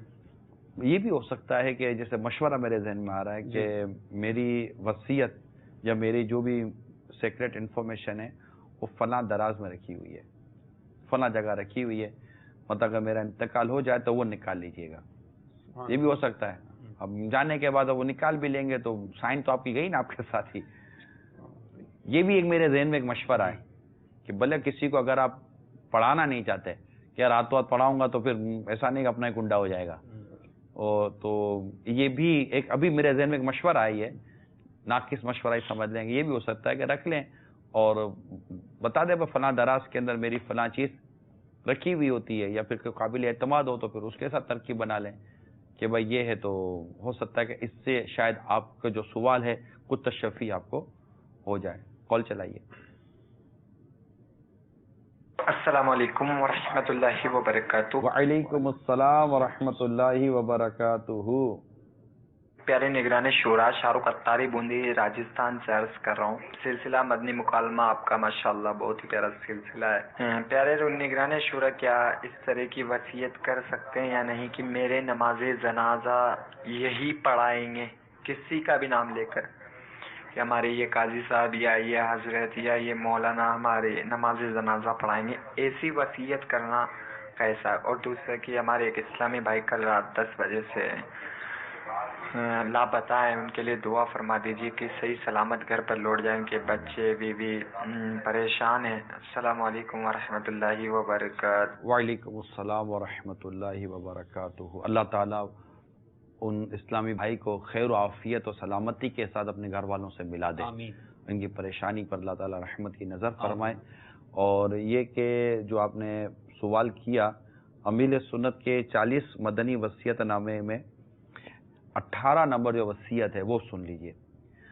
فرماتے ہیں جنازہ کوئی صحیح العقیدہ سنی عالم باعمل یا کوئی سنتوں کے پابند اسلامی بھائی یا اہل ہوں تو اولاد میں سے کوئی پڑھا دیں, مگر خواہش ہے کہ سادات کرام کو فوقیت دی جائے. سبحان اللہ. بارہ شریف میں یہ لکھا تھا کہ کسی کو نومینیٹ کر کے اس کے نام سے وصیت نہ کی جائے کہ فلاں شخص میری نماز جنازہ پڑھائے. اب یہ جو وصیت آپ امیر رسول نے پڑھا, اس میں بھی ایک ہے کہ علماء ہوں یا کوئی سادات کرام ہو, اس طرح سے ایک جو نا جامع ہے نا, لیکن کسی کا نام لے کر نہیں ہے. تو کسی کا نام لے کر وصیت نہیں کی جا سکتی ہے کہ فلاں میری نماز جنازہ پڑھائے, فلاں سے میری نماز جنازہ پڑھوائی جائے, بلکہ اس میں جامع جو ہے وہ بیان کر دیا گیا ہے کہ کسی عالم دین ہو, سادات کرام ہے, وہ نماز جنازہ پڑھائے. یہ بھی وصیت امیر سنت نے بڑی پیاری لکھی ہے کہ سب کے سب مسلک اہل سنت پر امام اہل سنت مولانا شاہ احمد رضا خان کی صحیح اسلامی تعلیمات کے مطابق قائم رہیں. یہ بھی وصیت ہے. بد مذہبوں کی صحبت سے کوسوں دور بھاگیں کہ ان کی صحبت خاتمہ بالخیر میں بہت بڑی رکاوٹ ہے. یہ ایک پیر صاحب کی کتنی زبردست وصیت ہے اپنے چاہنے والے ماننے والوں کے لیے. وصایا جو نا اس میں دونوں طرح کے پائے جا رہے ہیں, اپنے متعلق بھی اور کئی طرح کے پائے جا رہے ہیں. آپ دیکھیں گے تو کئی طرح کے پائے جا رہے ہیں. اس لیے میں نے یہی نیت کی تھی کہ امیل سنت کے کچھ نہ کچھ وصیت کے مدنی پھول, مدنی وصیت نامہ, یہ نماز کے احکام, یہ ہے کتاب. اس میں 12 رسالے ہیں, تو اس میں ایک رسالہ مدنی وصیت نامہ الگ سے بھی مل جاتا چھپا ہوا, الگ سے بھی مل جائے گا, امید ہے نیٹ پر بھی مل سکے گا انشاءاللہ. صلو علی الحبیب. کال چلائیے. میرا نام شارق شکین ہے اور میں کراچی شہر سے بات کر رہا ہوں. جو وصیت کی جاتی ہے اس کی کوئی شرعی عمر ہے کہ اگر کوئی بندہ غیر شادی شدہ ہے, جوان ہے, تو کیا اس عمر میں بھی وہ وصیت کر سکتا ہے یا پھر وہ ایک خاص عمر کے بعد ہی یہ وصیت کر سکتا ہے؟ اور وصیت کرنے کے بعد اس میں جو تبدیل یا تحریف کرنی ہوتی تو اس کا کیا طریقہ کار ہوتا ہے؟ السلام علیکم ورحمۃ اللہ وبرکاتہ. پہلے سوال کا جواب تو انشاءاللہ ہم اپنے اسلامی بھائیوں کو بھی عرض کروں گا کہ آپ کچھ ارشاد فرمائیے. یہ ترمیم کا جو آپ نے کہا نا, تبدیلی کا, اس میں نے امیر سنت کے یہ الفاظ پڑھے تھے مدنی وصیت نامہ کے آخری مطلب صفحہ نمبر 11 پر ہے کہ مدنی وصیت نامہ یہ الفاظ لکھتے وقت تقریباً 13.5 سال قبل محرم الحرام 1411 سن ہجری مدینہ منورہ سے جاری کیا تھا. پھر کبھی کبھی معمولی ترمیم بھی کی گئی تھی. اب مزید بعض ترامیم کے ساتھ حاضر ہے. یہ بھی ایک ہے نا کہ یوں نہیں یوں, یوں نہیں یوں, یوں نہیں یوں. تو یہ تو ان کا دوسرا سوال کا جو دوسرا جز تھا اس کا میں نے جواب عرض کر دیا. پہلے کے بارے میں آپ کیا فرماتے ہیں؟ اس میں نا اصل میں ایسا ہے کہ وصیت کا تعلق موت کے ساتھ ہے. اب موت کا کوئی وقت تو متعین ہے نہیں کہ بڑھاپے میں آتی ہے یا جوانی میں آتی ہے, تو اسی لیے مطلب وصیت کرنے کی کوئی عمر بیان نہیں کی گئی ہے. اب ایک باشعور شخص ہے اور صاحب عقل ہے تو اس کو وصیت کر دینی چاہیے، کیونکہ اب موت کا تو کوئی بھروسہ ہی نہیں ہے. اب یہ بڑھاپے کا انتظار کرتا رہا اور پہلی دنیا سے رخصت ہو گیا تو سنت سے محروم ہو کر مطلب دنیا سے جائے گا. موت سے چونکہ یہ متصل ہے معاملہ، اسی لیے اس کو وصیت کہتے ہیں. میرے بات کرنا، ہاں کہ میں جاؤں تو میرے بعد یہ، تو یہ چونکہ اس کا تعلق موت سے ہے، وصیت کا تعلق، اور یہ موت سے چونکہ متصل ہے اس لیے اس کو وصیت کہنے کی ایک وجہ یہ بھی ہے. ماشاءاللہ. قول چلائیے. السلام علیکم ورحمۃ اللہ وبرکاتہ. وعلیکم السلام ورحمۃ اللہ وبرکاتہ.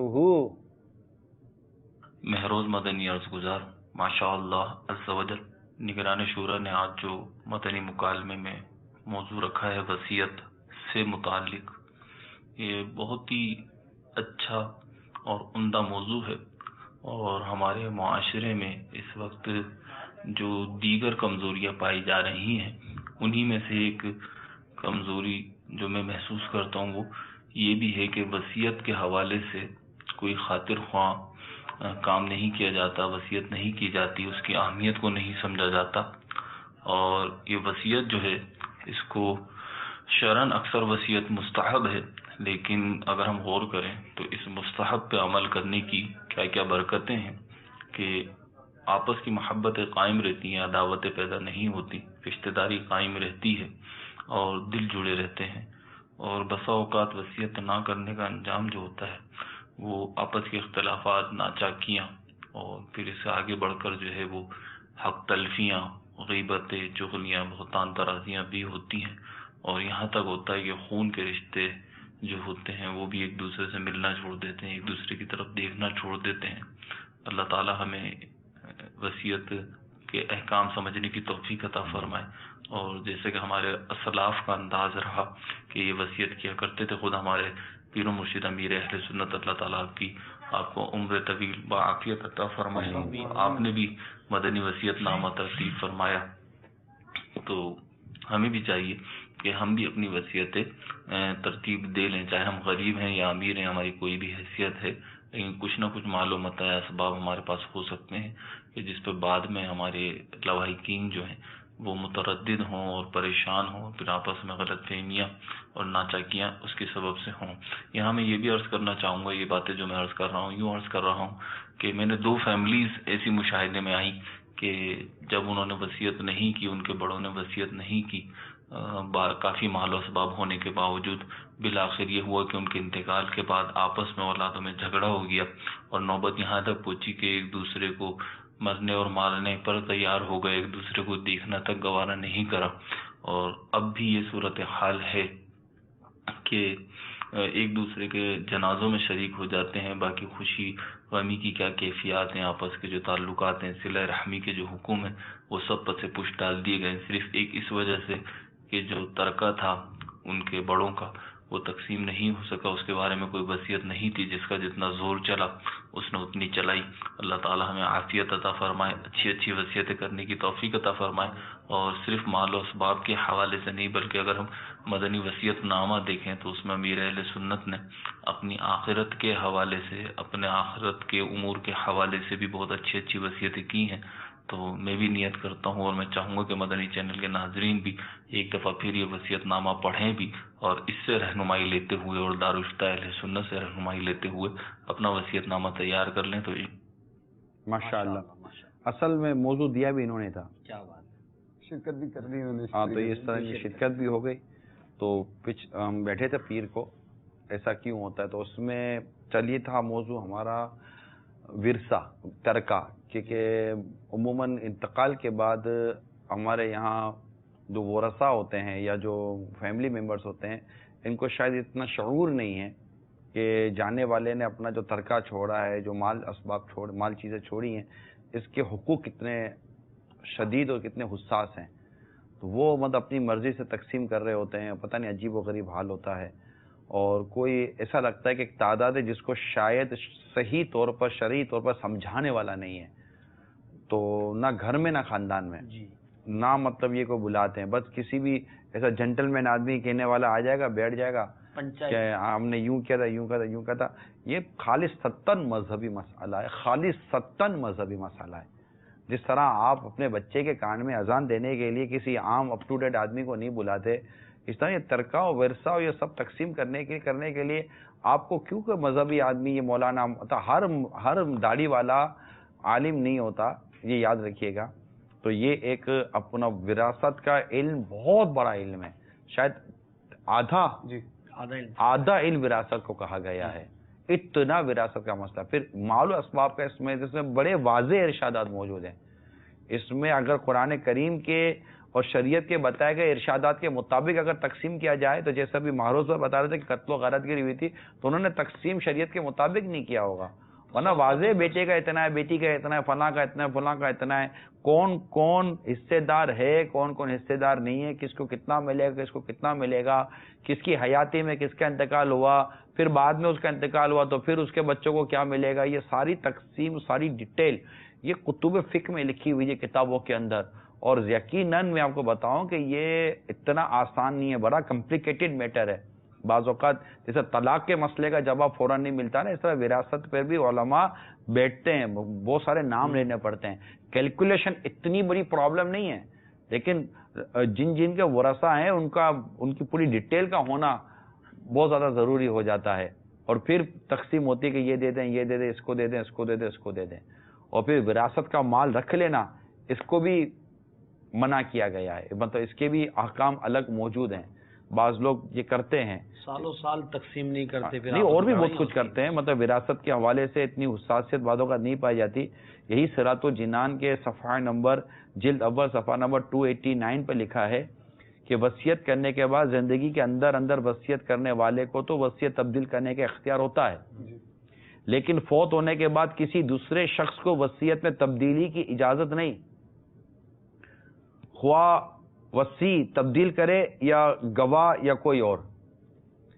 یوں ہی وصیت کے کاغذات میں تبدیلی کی جائے یا مال کی تقسیم میں. افسوس کے مال کی محبت میں لوگ وصیتوں میں بہت ہیر پھیر کرتے، وصیت چھپا دیتے، جعلی وصیت نامے بنا لیتے ہیں، وصیت میں تبدیلی کر دیتے ہیں، وصیت پر عمل نہیں کرتے. ایک اہم مسئلہ یہ بھی یاد رہے کہ وصیت کے بارے میں ضروری ہے کہ شریعت نے جو قوانین بنائے ہیں ان پر عمل کیا جائے، ان سے ہٹ کر عمل کرنے کی اجازت نہیں. مثلاً ورثہ راضی نہ ہوں پھر بھی تیائی مال سے زیادہ کی وصیت کر دی جائے اور اس پر عمل کر لیا جائے، یہ سب ناجائز اور حرام ہے. تو یہ وصیت یہ بھی قرآن کریم کی آیت کریمہ کے تحت بیان کیا گیا. آیت کریمہ یہ 181 اس کے بعد بھی مزید بھی وصیت کے بارے میں کلام چل رہا ہے. تو یہ قرآن کریم میں باقاعدہ وصیت کے معاملے میں رہنمائی کی گئی، حدیثوں میں وصیت کے معاملے میں رہنمائی کی گئی ہے اور اس کی اہمیت کو بیان کیا گیا ہے. لہذا تمام عاشقان رسول کو چاہیے کہ وصیت کے جو شرعی احکام ہیں اس کو سیکھیں، اس کو سمجھیں اور اس کی امپورٹنس کو لیں. اور مال و اسباب کے ساتھ ساتھ دیگر امور میں بھی وصیت کرنے کی کہاں کیا کیا گنجائش تو مدنی پھول ہے وہ بھی ہم نے بیان کیے ہیں. آپ کچھ کہنا چاہ رہے ہیں؟ دین اسلام مہروز میں جو گفتگو کی، اس سے پتہ چلتا ہے کہ دین اسلام کا ایک جو حسن ہے وصیت کے حوالے سے، اس کا ایک پہلو یہ بھی سامنے آتا ہے کہ جس طرح سے اسلام ہمیں دنیا کے اندر کسی جھگڑے اور فساد کا سبب بننے سے بچانا چاہتا ہے، اسی طریقے سے آپ کے انتقال کے بعد جو ہے وہ جھگڑے نہ ہو جائیں، فساد نہ ہو جائے، فتنہ نہ ہو. دین اسلام نے جو وصیت کا ہمیں یہ ایک طریقہ کار دیا ہے، اس کی وجہ سے اب بہت ساری جو نا ڈیلنگز ہوتی ہیں، آدمی مطلب جو قرضہ کسی سے لینا ہے، کسی کو دینا ہے، کسی سے معاملات ہیں، اگر آپ وصیت نہیں کرو گے اور اسی انتظار میں ہوگے کہ میں 1 سال بعد کروں گا، 2 سال بعد یہ کر لوں گا، 5 سال بعد یہ کر لوں گا، اچانک دنیا سے انسان چلا جاتا ہے. اب کتنا لینا تھا، کتنا دینا تھا، وہ پھر بعد میں جھگڑوں کا باعث بنتا ہے. اس پہ کوئی پروف نہیں ہے، کوئی لکھا ہوا نہیں ہے آپ کی طرف سے. اس کے بعد کتنے فساد اور فتنے ہوتے ہیں. لیکن دین اسلام کے اگر اسی بات پر مطلب تعلیمات پر عمل کر لیا جائے اور وصیت اگر کر لی جائے تو انسان بہت سارے فتنوں اور فسادات سے اپنی نسلوں کو بچائے نا. اس وقت کتنے ہی ایسے شاید ہمارے مدنی مکالمے میں شریک ہوں کہ جن کو چاہیے کہ وہ وصیت کر دیں. اگر آپ وصیت کیے بغیر دنیا سے چلے جائیں گے، ابھی آپ کو پتہ نہیں کون سا ایسا جذبہ ہے جس کی جو آپ کو وصیت سے روک رہا ہوتا ہے. اگر آپ وصیت کیے بغیر دنیا سے چلے گئے تو اگر خدا نہ خواستہ آپ کے بعد آپ کی اولاد میں لڑائی ہو گئی، بہنوں بھائیوں میں لڑائی ہو گئی اور دیگر خاندان والوں میں لڑائی ہو گئی، تو آپ اس کی اہمیت کو سمجھے تو صحیح نا. خیر خواہی امت کا کوئی تو جذبہ ہوتا نہیں ہوتا کہ یار میں مطلب اپنے بعد اپنے گھر والوں کو، اپنے بچوں کو، ان سب کو میں کسی بھی جھگڑے و فساد سے بچاؤں. تو جو جتنے بھی اس وقت سن رہے ہیں جن کو وصیت واقعی بہت جلدی کر لینی چاہیے، بلکہ ہر ایک کو وصیت کے معاملے میں تو اب کر ہی لینا چاہیے، تو یہ لکھ لیں اور پھر اس کی شرعی تفتیش کروا لیں برائے کرم. جی کال چلائیے. السلام علیکم ورحمۃ اللہ وبرکاتہ. وعلیکم السلام ورحمۃ اللہ وبرکاتہ. میرا نام محمد عابد اتاری خارا در کراچی سے بول رہا ہوں. مجھے یہ پوچھنا تھا کہ جیسے نماز جنازہ ہم کسی اپنے عالم دین کی وصیت کر سکتے ہیں کہ یہ عالم دین ہماری نماز جنازہ پڑھائے، اور قبر کے اوپر جو سوال و جواب سکھاتے ہیں اور بس وہاں پہ اذان دیتے ہیں، تو کیا اس کی وصیت ہم کر سکتے ہیں؟ جواب دیجیے، بڑی مہربانی ہوگی. جزاک اللہ خیرہ. آمین و ایاکم. ابھی کچھ دیر پہلے ہمارے اسلام بھائی نے بالکل بتایا کہ ایک بھار شریعت کے حوالے سے کہ خاص نام لے کر کسی کے لیے وصیت کرنے کی اجازت نہیں دی گئی ہے. اور جیسے امیر سنت نے لکھا کہ صحیح العقیدہ سنی عالم یا باعمل کوئی سنتوں کا پابند اسلامی بھائی یا اہل ہوں تو اولاد میں سے کوئی پڑھا دیں، مگر خواہش ہے کہ سادات کرام کو فوقیت دی جائے. خواہش کا اگر اظہار کر دیں، مطلب وصیت تو نہ کرے، خواہش میری یہ وہ بھی کہ سادات کرام لکھا، فرد کو معین نہیں کیا. یعنی سید صاحب زہ نصیب سادات کرام اپنے رحمت برے ہاتھوں سے اتاریں، یہ وصیت لکھی ہے. اور مزید جیسے آپ نے فرمایا، تو میں تو امیر سنت کی جو 40 وصیتیں اسی سے رہنمائی لے کر ہی عرض کر سکتا ہوں کہ مثال کے طور جیسے آپ نے چند چیزیں بیان کی، تو بعد غسل کفن میں چہرہ چھپانے سے قبل پہلے پیشانی پر انگشت شہادت سے بسم اللہ الرحمن الرحیم لکھیں. اس طرح سینے پر لا الہ الا اللہ محمد رسول اللہ صلی اللہ تعالی علیہ وسلم، دل کی جگہ یا رسول اللہ صلی اللہ تعالی علیہ وآلہ وسلم. اور بھی اس طرح کی کافی وصیتیں. جنازہ لے کر چلتے وقت بھی تمام سنتوں کو ملحوظ رکھیں. تو باقی یہ کہ چہرے کی طرف جیسے ہم وصیت کر رہے ہیں نا، جیسے آپ کر رہے ہیں، میں کر رہا ہوں، میں اپنے لیے وصیت کر رہا ہوں کہ جیسے چہرے کی طرف دیوار قبر میں طاق بنا کر اس میں کسی پابند سنت اسلامی بھائی کے ہاتھ کا لکھا ہوا عہد نامہ، نقش نال شریف، سبز گنبد شریف کا نقشہ، شجرہ شریف و نقش ہر کارا وغیرہ تبرکات وغیرہ وہاں رکھیں. اگر جنت البقیع میں جگہ مل جائے تو ذائق قسمت، ورنہ کسی ولی اللہ کے قرب میں یہ بھی نہ ہو سکے تو جہاں اسلام بھائی چاہیں سپرد خاک کریں، مگر جائے غصب پر دفن نہ کریں کہ حرام ہے. یہ بھی دیکھیں نا، تو اس طرح کی وصیت قبر پر اذان دیں.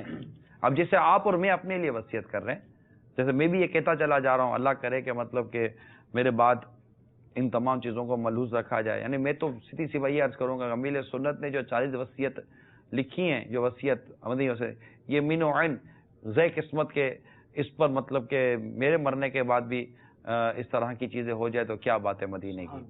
صلو علی الحبیب صلی اللہ تعالی علی محمد. کال چلائیے. محمد راحل اتاری باب المدینہ کراچی سے. حضرت میرا سوال یہ ہے کہ اگر کوئی یہ وصیت کرتا ہے کہ میرا اس فلاں شخص سے میرا کوئی تعلقات نہیں تھا، تو میرے مرنے کے بعد اس کو میری میت میں بھی نہ بلانا، نہ زندگی میں اس سے کوئی تعلق نہیں، اس وصیت پر عمل کرنا کیسا؟ کہ اللہ میرے باپا کو جلد از جلد سے دیا، خدا میرے باپا کو آباد رکھ، کہ اللہ امیر سنت کو اچھا کر دے، میرے باپا تو اچھے ہیں، اللہ ان کے سب کے ہم کو اچھا کر دے. حاجی صاحب دعائے مدینہ کیجیے گا. السلام علیکم ورحمۃ اللہ. وعلیکم السلام ورحمۃ اللہ وبرکاتہ. اللہ ہم سب کی مغفرت آمین. جی یہ تو کہہ رہے ہیں کہ میرے جنازے میں کوئی نہ، مطلب یہ اس طرح کا سوال کر رہے ہیں. ایسے اس میں یہی لکھا ہے کہ جائز کام کی جو نصیحت کی گئی ہے تو اس پر ہی وصیت کی گئی ہے، اسی پر عمل کیا جائے گا. لیکن اگر ناجائز کام کی کسی نے وصیت کی، ایک دو مثالیں بھی لکھی ہیں، آپ نے نوحے کا بھی ذکر کیا. اس کے علاوہ جو ہے وہ بار شریعت میں جس طرح سے لکھا ہے کہ کسی نے یہ وصیت کی کہ مجھے ہتھکڑیاں لگا دینا، بیڑیاں لگا دینا میری لاش کو، یا اسی طرح سے کسی ناجائز کام کی وصیت کرتا ہے. تو جیسے ہمارے معاشرے کے اندر اب ایک رجحان یہ بھی چل پڑا ہے، کوئی رجحان یہ لوگ وصیت کرتے ہیں، عورت جو ہے یہ وصیت کرتی ہے کہ میرے شوہر کی قبر میں مجھے دفن کرنا، قبر میں دفن کرنا. اچھا یہ باقاعدہ ہو چکا ہے ہمارے معاشرے کے اندر، تجربے کی بات ہے وہ عرض کر رہا ہوں. اچھا، اسی طریقے سے ایک شخص ہے وہ یہ وصیت کر رہا ہے کہ میرے والد کی قبر کے اندر مجھے دفن کرنا. اب وہی والی بات ہے کہ شرعی احکام سے مطلب واقفیت نہیں ہے. اب یہاں تک اتنا اس کا دل میں بیچارے کے بغض ہے کہ یہ کہہ رہا ہے کہ فلاں کو میرے جنازے میں ہی نہیں آنے دینا، یا جو ہے فلاں میری نماز قبر پر نہ آئے. یہ بھی دیکھا جائے گا نا وہ کون ہے فلاں. تو میں یہی عرض کروں گا کہ اس میں بھی شرعی رہنمائی لے لینی چاہیے کہ وہ کون ہے فلاں جو میرے جنازے میں نہ آئے. اگر یہ تمنا اس کی جس کے بارے میں ہے اگر وہ شرعاً درست نہیں ہے تو پھر ظاہر ہے کہ اسے رکا جائے گا. تو یہ بھی ایک شرعی مسئلہ ہی ہے کہ جس کے معاملے میں آپ کو شرعی نہیں. یہ بہت اچھی چیز ہے کہ آپ کے ذہن میں یہ سوالات پیدا ہو رہے ہیں کہ یہ کرنا چاہیے نہیں کرنا چاہیے کرنا. یہ سمجھے کہ یہ ہماری ایک طرح سے کامیابی ہے کہ ہمارے ناظرین کی اور ہم سب کی سوچ میں یہ بات آ جائے کہ یار یہ کرنا ہے نہیں کرنا، یہ کرنا ہے نہیں کرنا، اپنی مرضی سے کرتے ہی نہیں چلے جانا ہے. تو جس طرح آپ ہم سے پوچھ رہے ہیں تو اس میں ہم نے آپ کو یہی عرض کرنی ہے کہ آپ دارالفتہ اہل سنت کی طرف رجوع کریں، انشاءاللہ وہاں سے آپ کو درست شرعی رہنمائی مل جائے گی. صلو علی الحبیب صلی اللہ تعالی علیہ. محسن بھائی آپ کچھ اتنی ساری تحریریں کر آئیں. وصیت کے حوالے سے گفتگو چل رہی تھی کہ وہ مال و اسباب کے حوالے سے جو ہم وصیت کی بات کر رہے ہیں یا مرنے کے بعد اپنے لیے جو شرعی احکام پر عمل کرنے کی، ساتھ ہی جو ہم نے شروع میں عرض کیا کہ وصیت جو اگر مال کے لیے کر رہے ہیں تو وہ ان لوگوں کے لیے ہوتی ہے جو وارث نہیں ہوتے. تو اس کا ایک فائدہ کیا، ہم وصیت کی اہمیت پہ بات کر رہے ہیں نا، اس کا فائدہ کیا ہوتا ہے. تو اس کے فوائد بہت سارے ملتے ہیں. وہ اس لیے کہ بعض رشتہ دار ایسے ہوتے ہیں جن کا اگرچہ وراثت میں حصہ نہیں ہوتا، مگر اگر آپ نے ان کے لیے وصیت کر دی اور وہ تنگ دست ہیں تو وہ بیچارے اپنی اس تنگ دستی سے نجات پا سکتے ہیں. مثلا اس کی ایک مثال یوں بھی دی جا سکتی ہے کہ ایک شخص کا انتقال ہو گیا اور اس کے والد زندہ ہیں، والد کی حیاتی میں انتقال ہو گیا اور اس کا بیٹا بھی ہے. اب جب دادا کا انتقال ہوتا ہے تو جس بیٹے کا والد کی حیاتی میں انتقال ہوا ہے تو دادا کی وراثت میں اس پوتے کا حصہ شرعی طور پہ نہیں ہے. تو اب دادا کو یہ چاہیے کہ وہ اپنے اس پوتے کے لیے وصیت کر جائے تاکہ مرنے کے بعد اس بیچارے کو بھی حصہ ملے. بسا اوقات ہوتا یہ ہے کہ اس کی جو والدہ ہوتی ہے یا اس کے جو دیگر بہن بھائی ہوتے ہیں تو اب وہ وراثت میں اگرچہ حصہ نہیں مل رہا، اگر وہ وصیت کر کے گیا ہوگا دادا تو اب اسے حصہ ملے گا. مثلا اتنی وصیت پر عمل ہوگا جو شرعاً درست جو شرعاً ہے وہ تہائی. تو اس سے کیا ہوگا کہ جو اس کے دل کے اندر کی جو کیفیت پیدا ہونے والی ہے یا مرنے کے بعد اب جو اس کے ساتھ معاملات ہونے ہیں، کیونکہ اب لازم ہے جب دادا کا انتقال ہو گیا ہے تو اس پوتے کو کون سنبھالے گا. آج تو بھائی بھائی سے لڑائی ہوتی ہے، بہن بھائی کے آپس میں نہیں بن رہی ہوتی ہے، تو اپنے بھائی کے بیٹے کے ساتھ، بھتیجے کے ساتھ چچا کا تایا کا جو طرز عمل ہوگا وہ شاید اچھا نہ ہو. تو اس لیے دادا کو چاہیے کہ وہ وصیت کر جائے تاکہ اس کو حصہ ملے. تو یہ اہمیت ہے وصیت کی کہ اپنے مال کی وصیت. اس طرح دیگر رشتہ دار ہوتے ہیں. اچھا بسا اوقات بارے شریعت میں یہ بھی لکھا ہے کہ پڑوسی ہیں، ہمیں پتہ ہے کہ پڑوسی ایک تنگ دست ہے، اس کے یہاں بیچارے کو کھانے پینے کے بھی مسائل ہوتے ہیں، تو ہم اس کے لیے بھی وصیت کر سکتے ہیں وہی جتنی شریعت نے اجازت دی ہے. اسی طرح دیگر رشتہ دار ہیں یا ایسے احباب ہیں، ایسے دوست ہیں کہ جو واقعتاً ضرورت مند ہیں، ان کے لیے بھی وصیت کی. ان کا وراثت میں حصہ نہیں ہے تو ان کے لیے وصیت کر کے جائیں گے تو پھر ان کو دینے کی صورت بن جائے گا اور ورثہ کو اس بات کا پابند کیا جائے گا کہ ان کی اس وصیت پر شرعی حکم کے مطابق عمل کیا جائے، اتنی مقدار کے مطابق عمل کیا جائے تاکہ اس کا ہو. پھر اسی طرح اگر اس کے اوپر دین ہے، قرضہ ہے، تو جو اس کا جو بچا ہوا مال ہے اس سے پہلے اس کا قرضہ اتارا جائے گا. تو اسے یہ الگ پورا ٹاپک ہے. بلکہ ہوتا ہے جب وراثت کی بات ہوتی ہے تو لوگ آگے بس یہی بتاتے ہیں، دارالفتہ میں جاتے ہیں کسی کے پاس تو بھئی اتنا مال ہے، اتنے بیٹے اتنی بیٹیاں ہیں، کیا کرنا ہے بھئی. اس کا جب مفتی صاحب سوال کرتے ہیں قرضہ کوئی ہے کہ نہیں ہے، کوئی اور اس کے اوپر دین تو نہیں ہے، تو اب اس کو بھی بتانے میں پسو پیش کرتے ہیں کہ یار اگر بتاؤں گا تو شاید اگر 1-1.5 لاکھ کا قرضہ ہے تو وہ نکل جائے گا. اول تو وہ دینا روز نماز کا فدیہ ہے. اور بیٹیوں میں بھی قید کے ساتھ کہتے ہیں کہ بیٹیاں بہنیں ہیں لیکن وہ جو ہے نا شادی شدہ ہیں، شادی شدہ ہے اور تاکہ 2 پیسے ہمارا بچ جاوے، ہم جیز دے چکے ہیں ان کو. ہاں اور ہمارے پاس 2 پیسے بچ جاوے، وہ آپ کا وہ بہنوں ہی چھوڑے گا. ہاں وہ اس کو وہ ہے اس کا بھائی تو نہیں دے رہے، وہ ادھر بیٹھا ہوا ہے کہ لو تم اپنا حصہ. پھر یوں وہ اس کے درمیان میں لڑائی لگ جاتی ہے نا کہ لے. جی یہ بھی خاندان میں جھگڑے ہوتے ہیں. شریعت پر عمل نہیں کریں گے تو جھگڑوں کا منہ دیکھنا پڑے گا. شریعت پر عمل کریں گے امن کی بہاریں ہوں گی. آج اگر ہمارے خاندانوں میں، گھر میں یا معاشرے میں امن نہیں ہے تو امن کا نہ ہونا یہ شریعت پر حکم نہ ہونے کی وجہ سے آپ کو نظر آئے گا. جس روز ہماری زندگی کے مختلف پہلو میں شریعت کا نفاذ ہو گیا، امن کا نفاذ ہو جائے گا. خالی تبصرے کرنے کا بظاہر کوئی فائدہ نہیں ہے. صرف یہ دیکھ لیجئے، ایک مسلمان کو یہ دیکھ لینا ہے کہ ہماری زندگی کے جملہ شعبوں میں شریعت کا نفاذ ہے یا نہیں ہے. جہاں شریعت کا نفاذ آپ دیکھیں گے وہاں آپ امن کی مدنی بہار دیکھیں گے. جہاں شریعت کا نفاذ نہیں دیکھیں گے وہاں پر آپ فتنے، فساد، جھگڑے، بے چینی اور بہت عجیب و غریب معاملہ دیکھیں گے. یہ بہت شارٹ سی بات میں نے آپ کو کر دی ہے، اللہ کرے کہ دل میں اتر جائے میری بات. آیت کریمہ ایسے اس پر رہنمائی کر رہی ہے. اللہ تعالیٰ فرماتا ہے من اعرض عن ذکری فإن له معیشۃ ضنکا، کہ جو ہمارے ذکر سے منہ پھیر لیتا ہے، نافرمانی کرتا ہے، تو اس کی زندگی اس کے لیے تنگ ہو جاتی ہے، معیشت اس کے لیے تنگ ہو جاتی ہے. اللہ اس کو تنگ زندگانی والوں پہ اس کی بہت تفاصیر ہیں، اتنی تفاصیر ہیں. معیشت خراب ہونا، کاروبار میں نقصان ہونا، تو یہ ہے. اللہ ہمیں شریعت مطہرہ پر عمل کرنے کی توفیق عطا کرے. کال چلائیے. السلام علیکم ورحمۃ اللہ وبرکاتہ. وعلیکم السلام ورحمۃ اللہ وبرکاتہ. زیرک قطاری یو کے شہر لیسٹر سے عرض گزار. الحمدللہ عزوجل بہت پیارا موضوع نگران شورا لے کر حاضر ہوئے ہیں، وصیت کے احکام. بالخصوص مغربی ممالک میں تو اس موضوع کی بہت زیادہ ضرورت تھی، کیونکہ ایک تو دین کی تعلیمات سے دوری ہے، اور دوسرا یہ بھی ہوتا ہے کہ مغربی ممالک میں بعض حکومتی قوانین ایسے ہوتے ہیں کہ مرنے کے بعد جو ہے اگر کسی طرح کی کوئی وصیت بندہ نہ چھوڑ کے گیا ہو تو وہ وہاں کے قوانین کے مطابق ان کی جائیداد یا دیگر چیزوں کی تقسیم ہوتی ہے، یا بعض دفعہ حکومت بھی جو ہے وہ ان کے اثاثہ جات کو اوورٹیک کر لیتی ہے. تو اگر مسلمان دین اسلام کی تعلیمات کے مطابق کوئی وصیت چھوڑ جائیں گے، جن کو یہاں یو کے میں ایڈوانس ڈائریکٹو بولتے ہیں، تو اس پر عمل کرنا قانونی طور پر جو ہے وہ ضروری ہو جاتا ہے. تو یہاں پہ ایک سوال ذہن میں یہ آتا ہے کہ عموماً لوگ جو ہے وہ موت سے پہلے تو ہر چیز کی تیاری کرتے ہیں، لیکن موت کا جو ہے سوچتے بہت کم ہے کہ مرنے کے بعد کیا ہوگا. اور وصیت کا تو اسی کے ذہن میں آتا ہے کہ جب یا تو وہ سخت علیل ہوگا اور بستر مرگ پر ہوگا. تو اس حوالے سے نگران شورا مدنی پھول ارشاد فرمائے تاکہ ہم سب کا ذہن بنے کہ ہمیں مرنے کے بعد کے معاملات کا بھی ابھی اپنی زندگی میں ہی سوچنا ہے، چاہے ہم جوان ہیں یا بوڑھے، کیونکہ موت کا کوئی وقت معلوم نہیں. تو اس حوالے سے اگر نگران شورا مدنی پھول ارشاد فرمائے کہ کیسے ہم اپنا ذہن بنائیں تاکہ ہم ان چیزوں کے حوالے سے سوچ سکیں اور مرنے سے پہلے ہی اپنی جو ہے وہ وصیت جو کہ دین اسلام کی تعلیمات کے مطابق ہو وہ لکھ کر دنیا سے جائیں. السلام علیکم ورحمۃ اللہ وبرکاتہ. وعلیکم السلام ورحمۃ اللہ وبرکاتہ.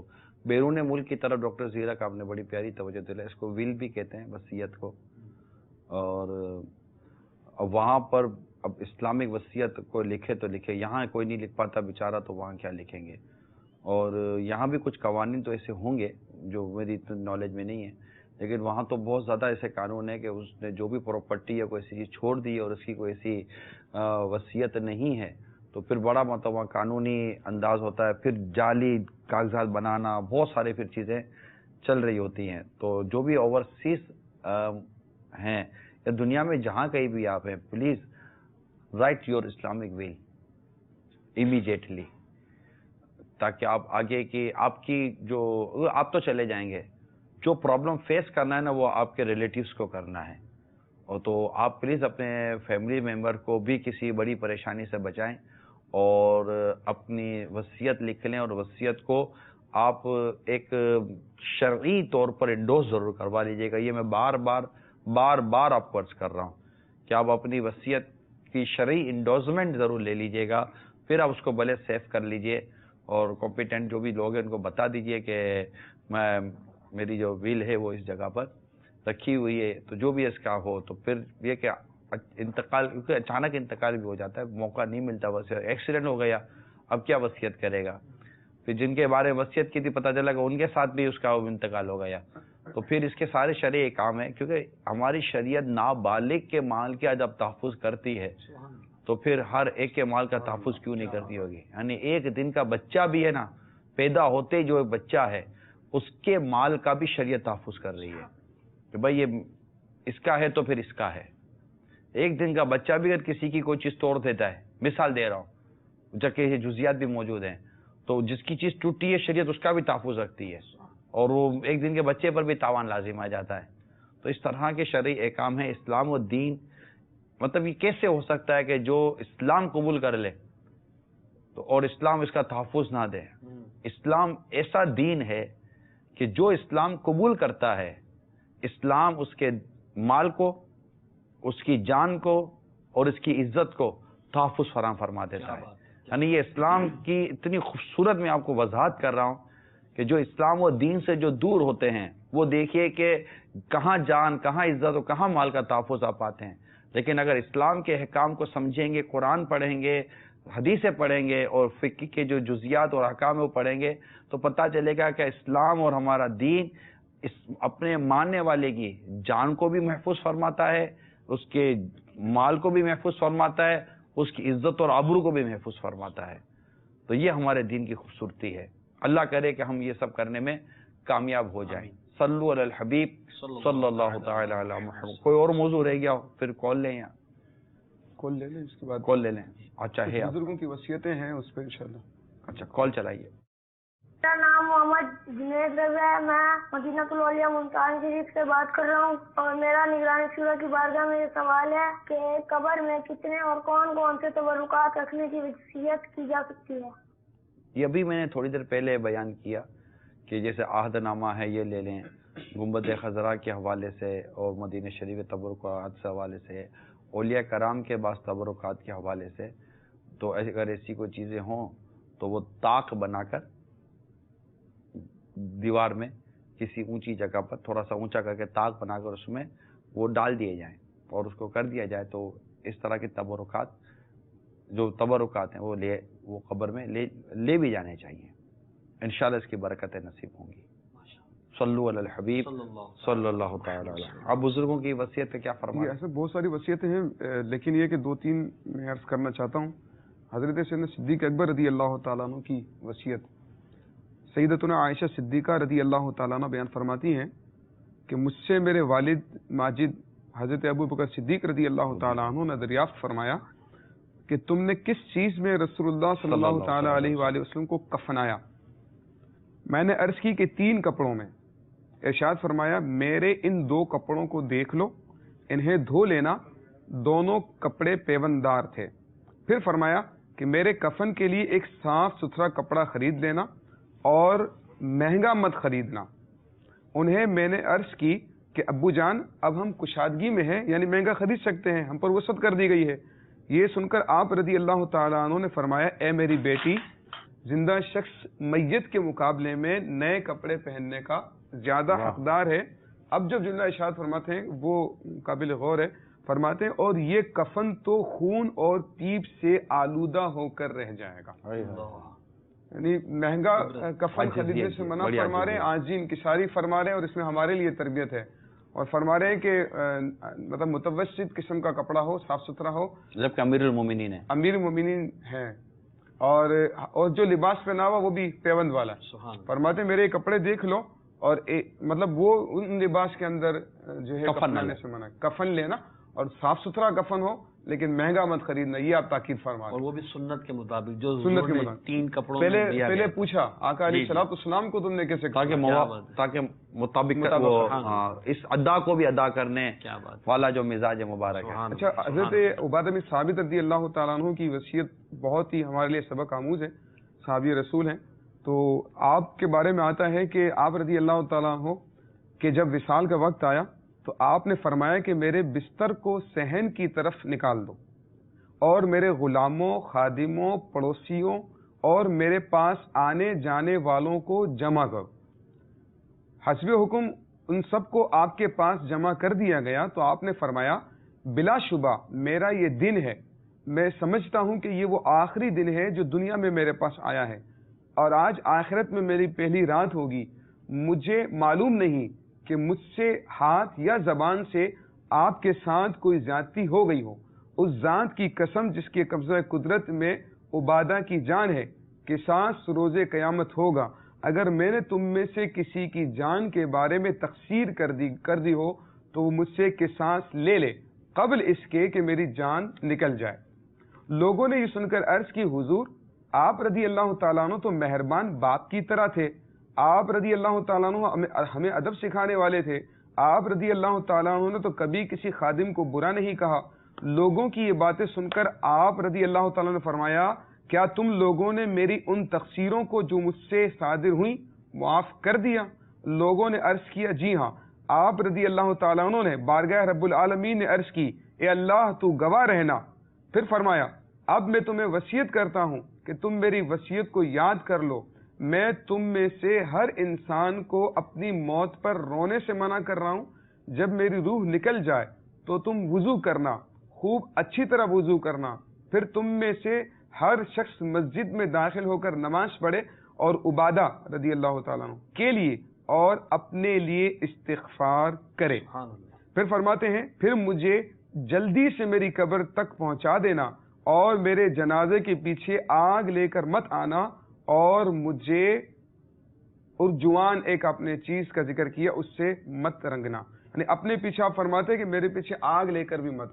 سبحان اللہ، سبحان اللہ۔ کتنی سبق آموز اور کتنا اس میں ہمارے لیے درس ہے کہ آپ اپنے حقوق بھی معاف فرما رہے ہیں، خادموں سے غلاموں سے معافی بھی مانگ رہے ہیں، اور جب وہ معاف کر دیتے ہیں تو پھر اللہ تعالیٰ کی بارگاہ میں عرض کرتے ہیں کہ یا اللہ تو گواہ رہنا کہ انہوں نے مجھے معاف کر دیا۔ اس کے بعد آپ ان کو وصیت فرماتے ہیں کہ میرے بعد تم نے یہ کام کرنے ہیں اور یہ کام نہیں کرنا ہے، نہیں کرنا تو رونا نہیں ہے، نوحہ نہیں کرنا ہے، اور کرنا ہے تو مسجد میں جا کر نماز پڑھو اور اپنے لیے میرے لیے استغفار کرو۔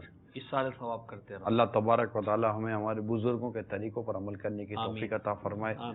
وصیت پر ہم نے چند مدنی پھول آپ کو بیان کیے ہیں، یقیناً یہ بھی ایک ایسا موضوع کہ کالیں لیتے رہیں گے، سوال و مسائل کا سلسلہ جاری رہے گا، لیکن ہمارے سلسلے کا وقت بھی ختم ہونے والا ہے۔